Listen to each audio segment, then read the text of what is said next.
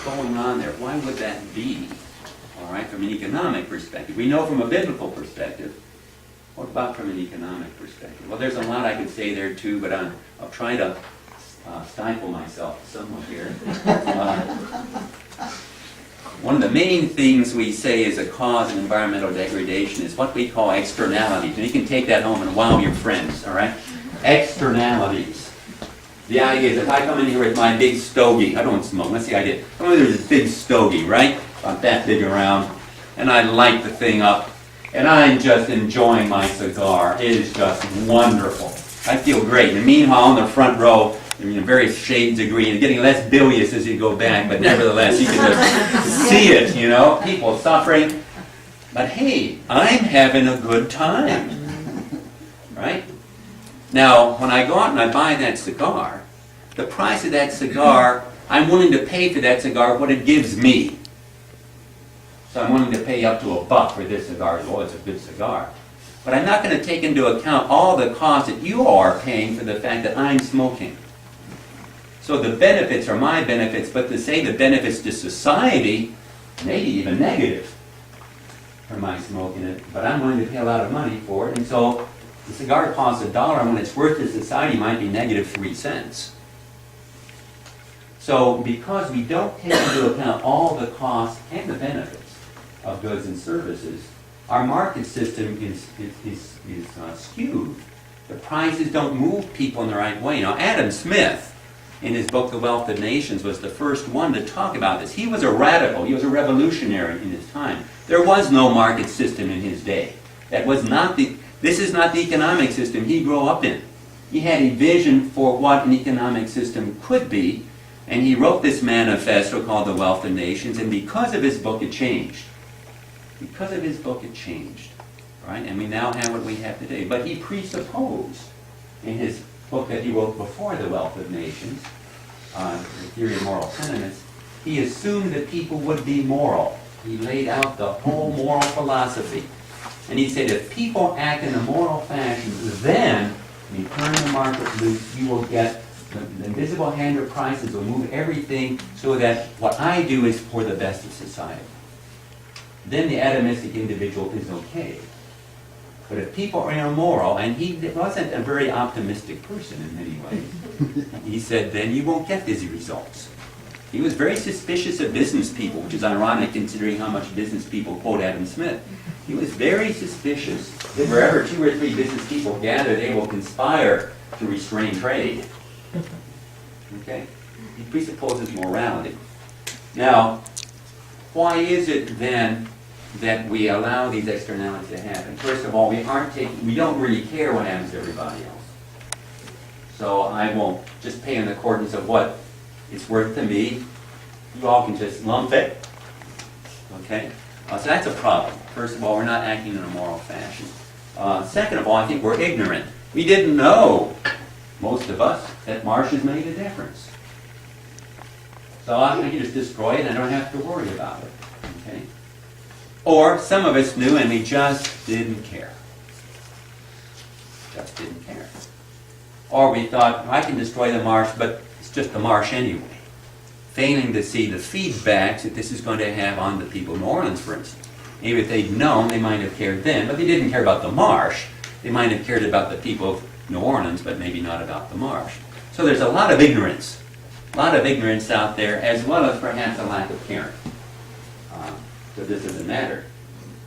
Kenneth Boulding talked about spaceship Earth, the spaceship economy. He said, when you look at the Earth, it's one little space capsule. Now, if you have a space capsule and that's what you live in, how do you treat it when you're making things? I can just see some inquisitive astronaut up there in his spaceship, right? Bored silly.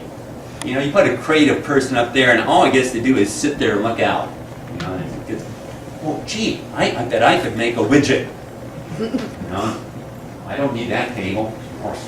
I don't need this tube over here. I'll take that, put it there. What I got. Boy, this is great. You know, I made one widget. I could make 2. And I could make son of widget. And it keeps making these. Now, you can do that for a while. But how long can you keep that up?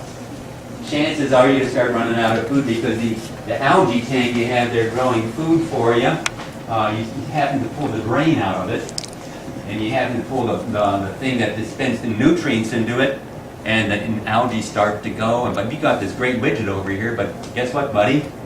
You know, in a couple of weeks you're going to be pretty hungry. Kenneth Boulding said that's what we live in, is a stage of Earth.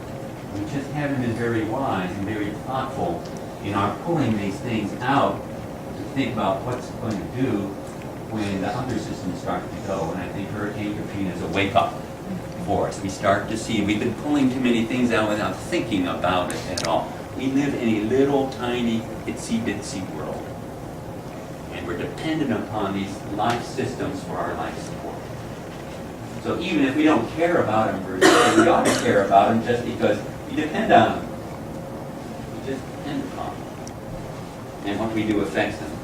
So if you take a look at what's happening in the U.S., people are working more and more and more in the U.S., and yet our purchasing power income, what we call the real income, our ability to purchase things is going down. We're working more and enjoying less, so to speak. It's not what I call progress, really. You take a look at the alcoholism and the wife abuse and the child abuse and the mental illness and the people in prisons in our country, and yet we have all these goods and services. Something's wrong there. Doesn't make, we're not getting better off. And then, to me, kind of the name on the coffin about all this is what are called the happiness studies.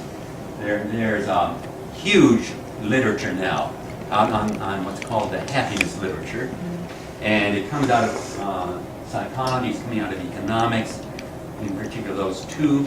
They've been doing surveys, standardized surveys, since the end of World War II. The World Happiness Survey, and there are many, many other surveys, where psychologists have developed various metrics of happiness.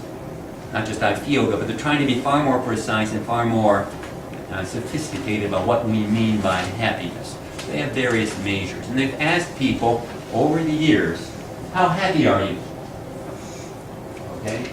So for instance, surveys in Japan since the end of World War II, their income has sextupled since the end of World War II. Their level of self-reported happiness is constant.